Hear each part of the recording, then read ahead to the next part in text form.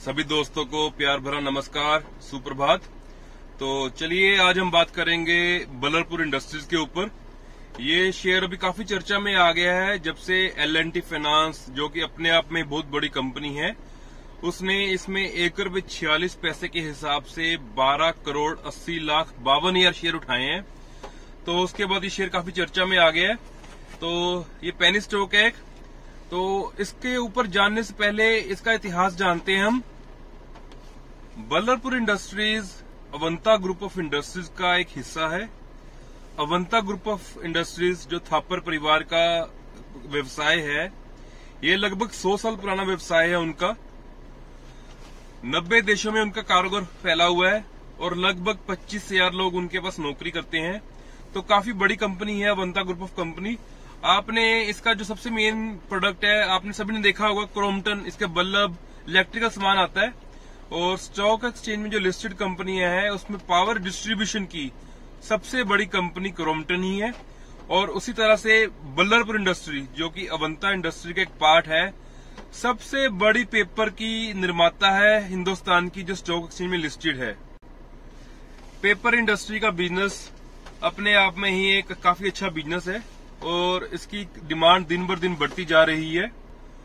हिंदुस्तान में, भारत में per capita consumption 13 kilo है, सिर्फ 13 केजी पेपर की, जबकि चाइना में 78 केजी है। नॉर्थ अमेरिका में तो बढ़कर ये 224 किलो हो जाती है पर कैपिटा पेपर कंजम्पशन। अगर हम वर्ल्ड की सभी कंट्रीज की एवरेज निकालें तो ये फिर भी 56 किलो निकल कर आती है और हिंदुस्तान में सिर्फ 13 किलो है। और आने वाले समय में इकोनॉमी के अनुमान के अनुसार ये बढ़कर 17 किलो हो जाएगी 2025 तक, जो कि 30% की ग्रोथ है। पेपर का रॉ मटेरियल जो हिंदुस्तान में डिमांड है उसकी, वो है 11 मिलियन मीट्रिक टन, और हिंदुस्तान में सिर्फ 9 मिलियन मीट्रिक टन ही जो रॉ मटेरियल बन पाता है। बाकी हमें विदेशों से इंपोर्ट करना पड़ता है।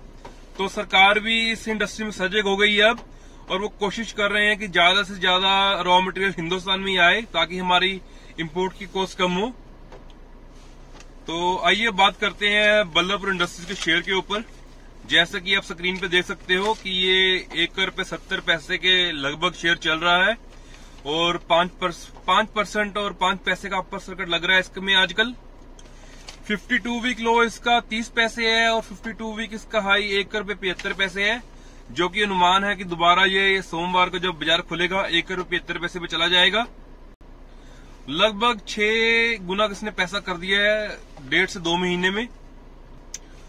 और जब हम इसके रिजल्ट्स देखते हैं, Q4 का जो 2020 का रिजल्ट है, वो तो कंपनी ने कोविड के कारण थोड़ा लेट कर दिया है।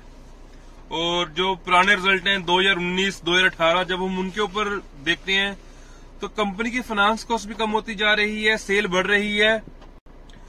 2018 से 2019 की जब बैलेंस शीट हम कंपेयर करते हैं तो लगभग 676 करोड़ का इनका रेवेन्यू बढ़ा है। और जो ब्याज दे रहे हैं ये कर्जों के ऊपर, वो लगभग 72 करोड़ कम हुए हैं। और उसके अलावा 407 करोड़ का इनका लॉस कम हुआ है। पहले कंपनी 840 करोड़ के घाटे में थी कंसोलिडेटेड बेसिस के ऊपर, अब 433 करोड़ का घाटा रह गया सिर्फ इनका 2019 में। तो 2020 का रिजल्ट आता है, देखते हैं क्या बनता है। इसमें भी इन्होंने मलेशिया में एक ओवरसीज कंपनी, मलेशिया सभा एक फॉरेस्ट कंपनी नाम की कंपनी ली हुई थी, जो काफी घाटे में चल रही थी।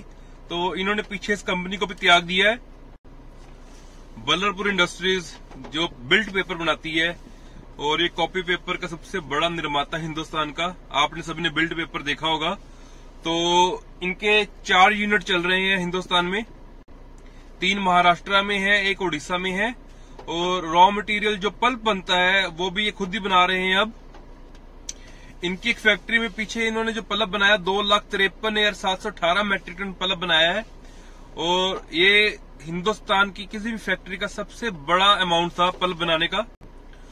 34,054 मैट्रिक टन इनके पास सरप्लस बन गया था, जो इन्होंने दूसरी कंपनी को दिया, जिससे बाकी कंपनियों की इंपोर्ट की कॉस्ट कम हुई। ये देश के लिए भी अच्छी बात है। बाकी देखिए जी, इसका मार्केट कैप अभी 219 करोड़ का है, तो ये अपने आप में एक पेनी स्टॉक है, पर आने वाले समय में इसकी ग्रोथ नजर आती है और हमने तो इसके ऊपर अपनी निगाह बना के रखी हुई है। अभी ये शेयर हमारे अनुमान के अनुसार फिर करेक्शन मोड में जाएगा और लगभग ₹1.50 के लगभग इसको उठाएंगे हम। L&T फाइनेंस कंपनी को देखकर इसमें इन्वेस्टमेंट मत कीजिए, ये पेनी स्टॉक ही है। इसमें इन्वेस्टमेंट उतनी कीजिए कि जैसे आप लॉटरी में डरते हैं। इन्वेस्टमेंट करिए इसमें कोई 1000-5000 की और इसको साइड पे पड़ा रहने दीजिए और आने वाले समय में ये काफी मुनाफा दे सकता है आपको। पर हाँ, हो सकता है कि ये पैसा आपका काफी कम भी हो जाए, क्योंकि पेनी स्टॉक है, कुछ नहीं कह सकते।